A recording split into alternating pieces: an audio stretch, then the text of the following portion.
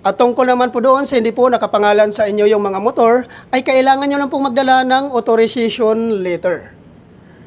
At hingian nyo po ng one valid government IDC owner, ipotocopy nyo po, at papirmahin nyo po ng 3 beses.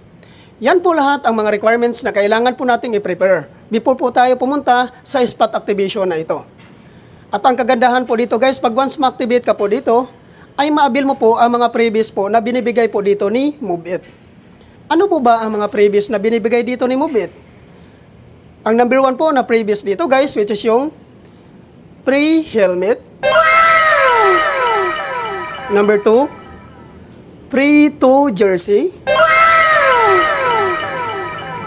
Number 3, free raincoat. Number 4, free 30 days zero commission.